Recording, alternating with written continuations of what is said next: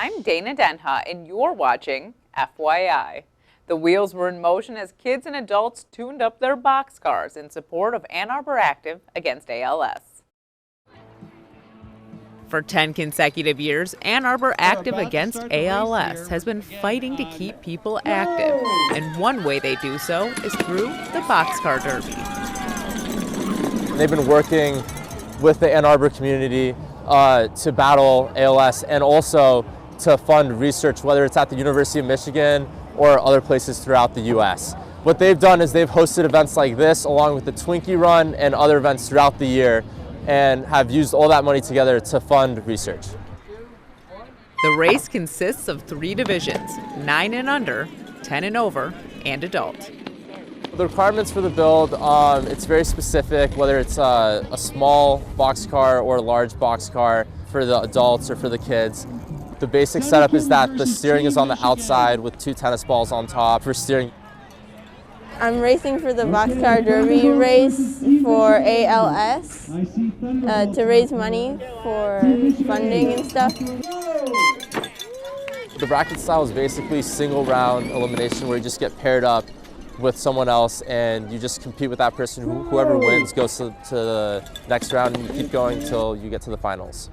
There's a lot of money that needs to go to ALS and there's not enough going to it. So helping out ALS research is really good. It's just a fantastic cause, and we just raise a ton of awareness and also a lot of money towards ALS. Well done. High five. That was a good race. To do your part to support the cause, visit activeagainstals.org.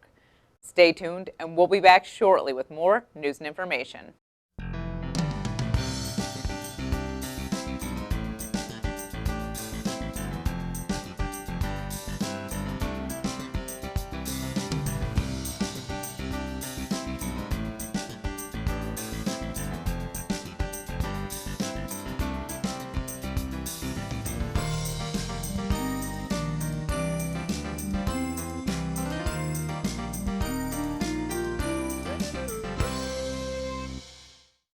The college experience is a unique one. You choose the classes that interest you and discover new subjects to be passionate about. Twice a year, Washtenaw Community College opens their doors to the public to attend college for a day. WCC Free College Day is a way to have a no-pressure college experience and learn something new in the process. Today we have everything from a track on cybersecurity. So we have 3 different sessions on different aspects of cybersecurity, self-driving cars, a show and tell with open labs. We have a track also for entrepreneurs or small business owners, which includes market research and branding your business. And then we have a writing lab for exploring their identity through poetry. So it really is wide-ranging. The Improv Yourself course had students emerging from their shell.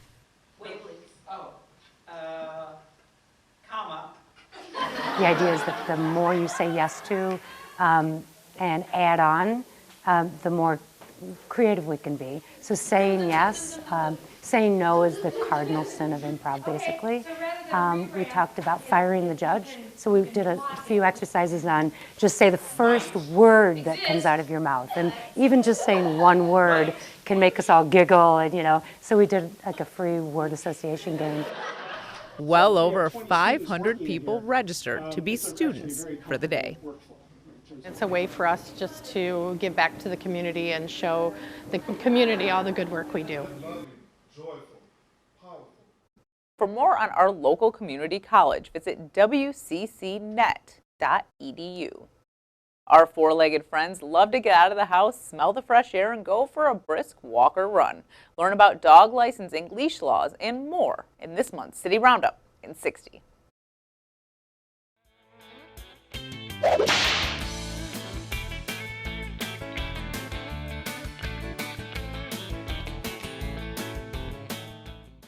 Hey guys, my name is Matt Morrow with the City Clerk's Office, and today we're going to talk about dog licensing, dog parks, and Ann Arbor's leash laws.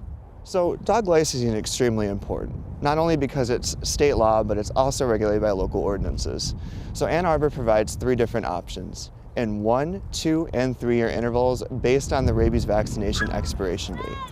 Moving on from there, if you want access to one of these wonderful parks, you're going to need a dog park pass. For Swift Run, it's going to cost $35.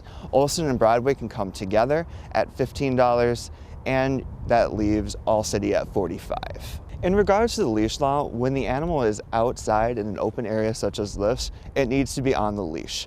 However, inside one of these gated areas, the animal is free to roam. And if you have any questions, please feel free to contact us at our phone number, 734-794-6140. Or for additional information, please go to www.a2gov.org.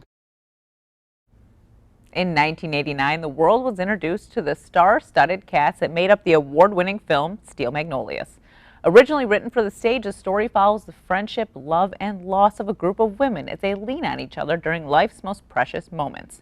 Now you can experience it for yourself as the Dexter community players invite you to this heartwarming tale. Joining me is Dick Danner, director, and Abby Briggs, producer of the Dexter community players rendition of Steel Magnolias.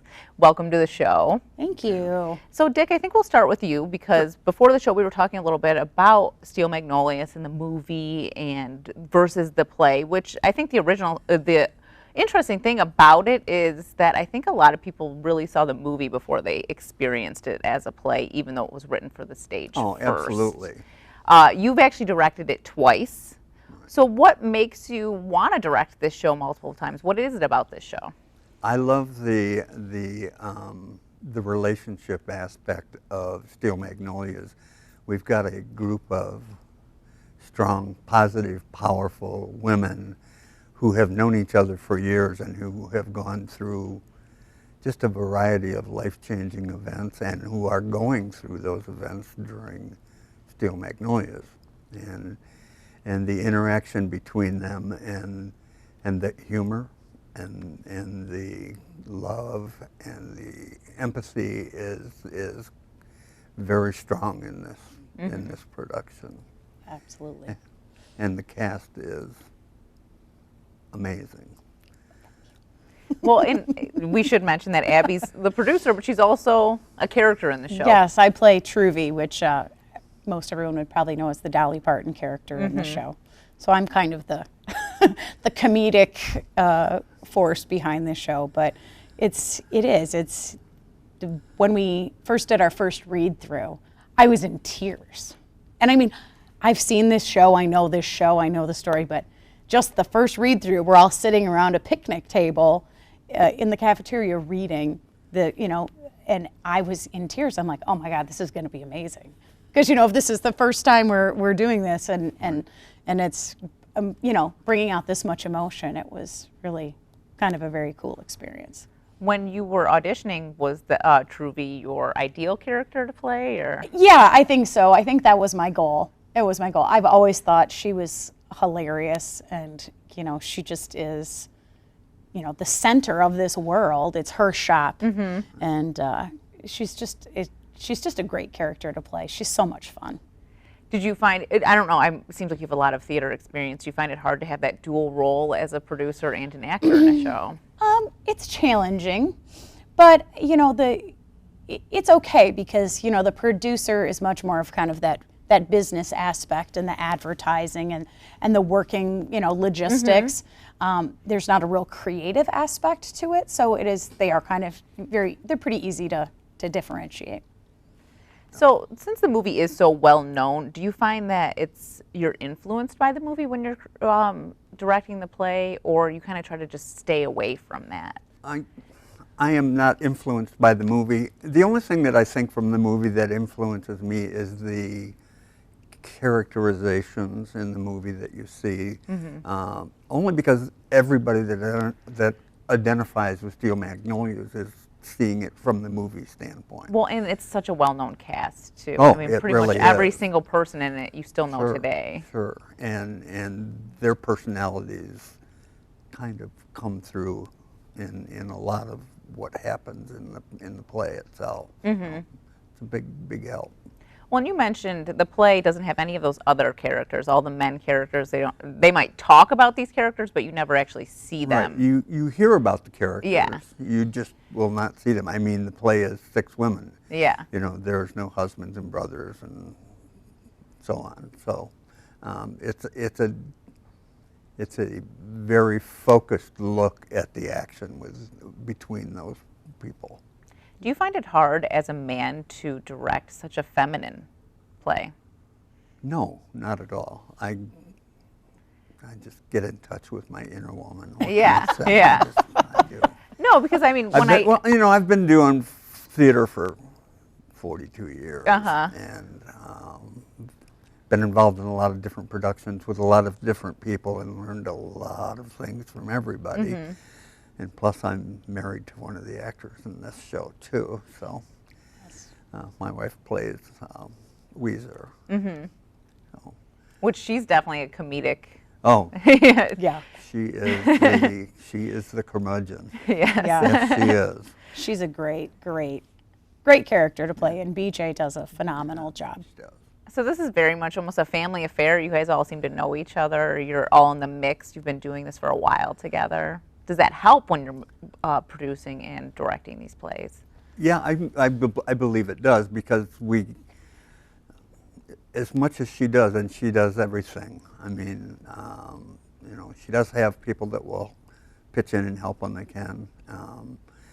But it's nice to know that you've got somebody with a good head on their shoulders doing the things that producer needs to do. She kind of holds this whole group together. She really does. I try. And I think everybody who is in the current cast has been in at least one other play with Dexter Community Players. And what's really nice about this group, we're working so well together because we're not afraid to be, you know, open and honest with each other, and you know, give each other notes and give each other hints about how things could be done better, or let's try this. You know, it's been a really very cool experience. So it's an open dialogue. Very open dialogue, and the, I mean, I've really enjoyed the whole process with all these women. They've been great. So are you putting some sort of dictate or spin on this play since you've done it now twice? Is there something different about this one than? No, it would be very difficult to put a spin on a classic and have it come off where it got a positive review. I think that you stay within the boundaries that the writer created, and you may emphasize a few things here and there that you may not in with another director, but the basic play from start to finish is the classic Steel Magnolia play. With amazing characterization. I think we'd have a coup on our hands if we tried to change it too much. Yeah. We'd have more than a coup on our hands. And there have been people that tried to change it, but Yeah. no. There's some shows that you just don't mess If with. they're too well known, I'm No, sure. yeah, absolutely. Yeah. So when is it? It is April 27, 28, and 29. And you need to get tickets in advance? You do need to get tickets 24 hours in advance. So, And how do you do that? DexterCommunityPlayers.com is our website, and there's a link right on there where you can get tickets. It's going to be a great show. It's being catered by Hotel Hickman, which is a local favorite in Dexter. So we should mention this is a dinner theater production. Absolutely. Yeah. Yes, and it is. It's going to be. The food's going to be delicious. I'm looking forward to it myself. Do you find is the menu kind of coexisting with the southern sort of Yes. theme? Yes. Yeah. Our goal with our dinner theaters is to kind of create an entire experience. So, for example, we're having Steel Magnolias. We're having like a southern feast. We're pulled pork and mac and cheese and all that. Barbecue chicken and all sorts of wonderful southern favorites. For dessert, we're having, for those who know the play, we're having red velvet cake with gray icing, and Truvy's cup of cake. So we're having some great, it's a whole experience altogether. So it's going to be really a great experience for those who get to come. And where is the play at? It is at Columbus Hall and Banquet Center, which is right in Dexter. And it's a lovely space, and they've been so wonderful to us. Well, it sounds like a great night. Why don't you tell people, if you could, each of you, why you think that they should come out to see Steel Magnolias? Well, if you want to come out and see an amazing cast and laugh and cry and enjoy a wonderful meal, you should come out. And you may want to come out the first night because maybe you want to come back again. Who knows? Abby? I would say, you know, this, if one line in this show, you know, the epitome of what this show's about is, you know, laughter through tears is my favorite emotion. And that's really the heart of this play. It can be, you know, riotously funny, and it can be very deep and emotional. And, you know, it's quite a roller coaster ride. And, you know, when you get a chance to see it, especially in a live environment, it really comes through. Plus, I mean, great food, great, you know, fun times. We're going to have a cash bar, so there's going to be some wine and beer involved. So that's always adds to the fun of an evening. So, I mean, there's really no reason not to come. All right. Well, thank you both for coming on the show. Well, thank you. Thank you. And break a leg. Thank you. For more on this and other programs, visit a2gov.org/watchctn. Thanks for watching, and tune in next time to FYI.